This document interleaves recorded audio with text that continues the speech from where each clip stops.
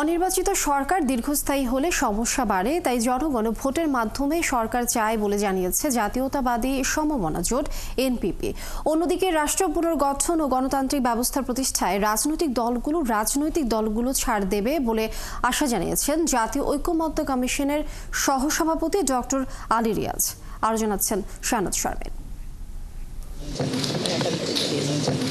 রাষ্ট্র সংস্কারের সুপারিশ নিয়ে রাজনৈতিক দলগুলোর সাথে ধারাবাহিক সংলাপ করে আসছে জাতীয় ঐকমত্য কমিশন। সেই ধারাবাহিকতায় শনিবার সকালে জাতীয় সংসদের এলডি হলে জাতীয়তাবাদী সমমনা জোট এনপিপির সঙ্গে বৈঠকে বসে কমিশন। 166 প্রস্তাবের মধ্যে এনপিপি 112টা একমত, 26টায় দ্বিমত এবং 28টায় আংশিক একমত হয়েছে বলে জানান দলের চেয়ারম্যান ফরিদুজ্জামান ফরহাদ।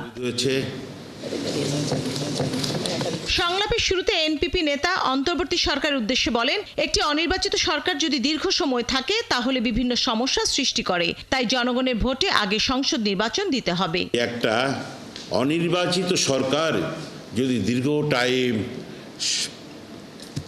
থাকে এটা বিভিন্ন সমস্যা সৃষ্টি করে।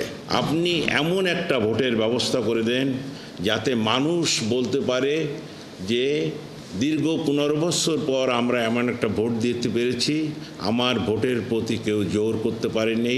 এ সময় ঐকমত্য কমিশনের সহসভাপতি গণতান্ত্রিক ব্যবস্থা প্রতিষ্ঠায় রাজনৈতিক দলগুলোর কাছ থেকে ছাড় পাওয়ার আশা জানিয়ে বলেন, 6 মাসের মধ্যে জাতীয় সনদ তৈরি করতে চায় তারা। আমরা এটা আশা করি যে জাতীয় স্বার্থে রাষ্ট্র পুনর্গঠনের প্রশ্নে গণতান্ত্রিক ব্যবস্থা প্রতিষ্ঠার জন্য প্রত্যেকেই যার যার অবস্থান থেকে যেমন কথা বলবেন, প্রত্যেকটি দল জোট তাদের অবস্থানের কিছুটা ছাড় দিতেও প্রস্তুত থাকবেন।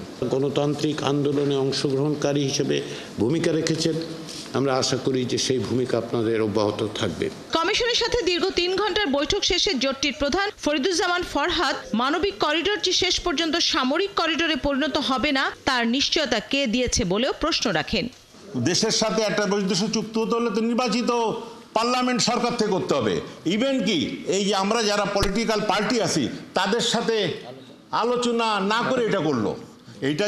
এটা যে মানবিক করিডোর, এটা যে সামরিক করিডোর পরিণত হবে না, এটা কে বলতে পারে? এ পর্যন্ত 22টি রাজনৈতিক দলের সাথে প্রথম পর্যায়ের সংলাপ শেষ করেছে জাতীয় ঐকমত্য কমিশন।